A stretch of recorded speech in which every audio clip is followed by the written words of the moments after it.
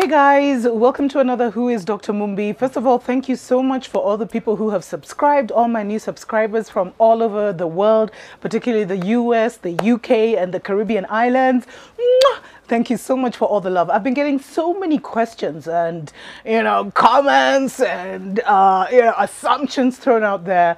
So I thought I'd do another Who is Dr. Mumbi, just answering really the majority of the questions I've gotten, in a hope that you can understand mainly where I'm coming from when I do this show, where I'm coming from. Now, in case you haven't watched any other Who is Dr. Mumbi, that's my name, Dr. Mumbi Saraki. I have a PhD in what do I call it? Okay, in social sciences, but I really, my expertise is the mind and kind of studying the African mind and what has happened to the African mind. I've been doing this show for a year. I am based in Kenya. That's where I record my show from. And I usually come to the US maybe once a year, although, it's been kind of like a tumultuous time here in Kenya. We are really literally primed for a revolution, but those are stories for other days. Now, okay, the most common question is, are you married and do you have a family? No and no. It's so funny. I don't know why whenever someone sees a woman doing a show, the first thing they want to find out is, are you hooked up? What's your situation? Why can't you just take me? How many men are asked that question?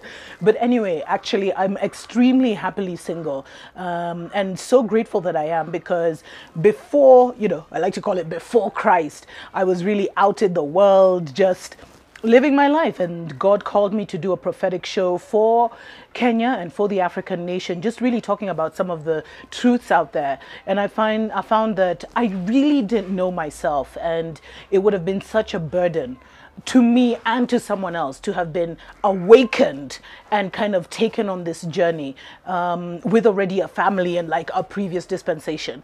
But keep wishing me luck, guys. Maybe I'll find someone. Number two, why are you following Christianity? It's the oppressor's religion.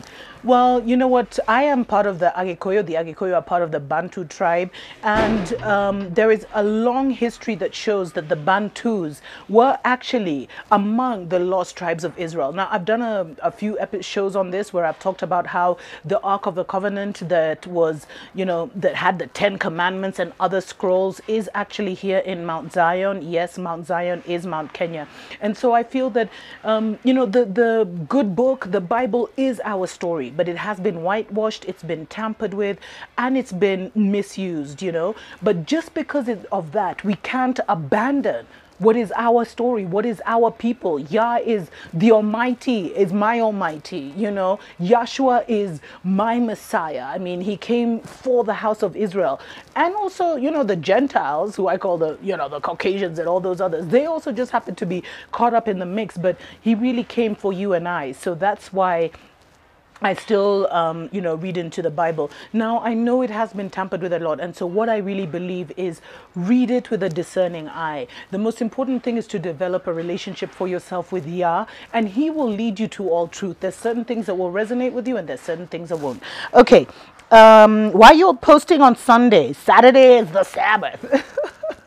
Yes, I do have a show called Prophetic Sundays, which is kind of just, that. It's a prophetic show where I teach, I preach, and I give a prophetic word for the nation of Israel, for the African nation. The reason I do it on Sunday is because I do actually observe the Sabbath. So from Friday sundown to Saturday sundown, I don't do anything but worship, meditate, pray, and praise the Most High. And I think that, that is part of the awakening that we are being called to as the children of Israel, as the lost tribes of Israel, as the children of the Most High, is to return to, the traditions and practices of our ancestors. One of the most important being observing the Sabbath. So if you're able to observe the Sabbath, I pray that you actually just make time to and read up into it, research into it about how you can do it. So don't be saying that I'm worshiping on Sundays. Come on, guys.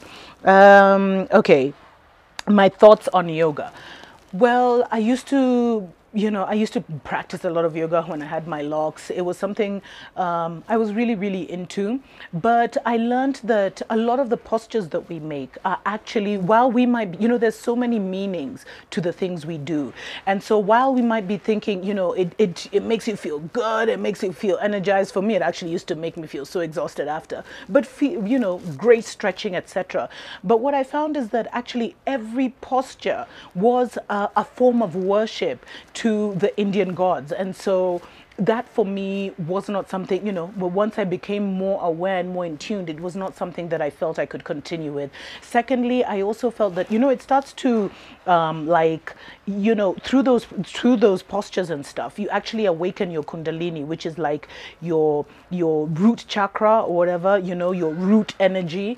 And, I'm all about liberating the mind, connecting my crowd to the knowledge and the power and, the energy of the Most High. So I really didn't feel comfortable kind of igniting this root sexual energy in me. So that's why I stopped. But you know what? I always believe, follow you. And we are in a time where no one is answerable to anybody. You are only answerable to the Most High. So seek the Most High on everything, on whether you should do it or not. Okay.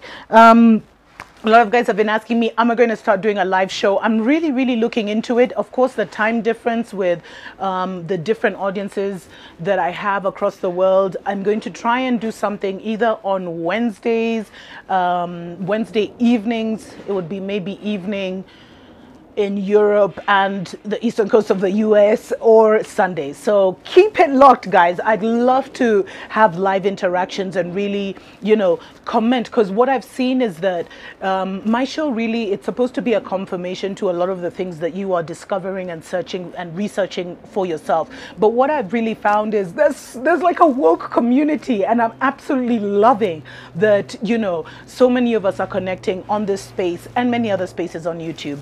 Okay. Next, guys, thanks. A lot of people have been asking me how they can donate to the show. You can go to my channel page and I've got donations. I'll also put the link in this video. Yeah, any support that you can give me would be absolutely awesome. Another question that's come in with donations is, will I be doing maybe a tour? A diaspora tour? That's something I'm definitely planning for 2019. So make sure you subscribe and keep it locked.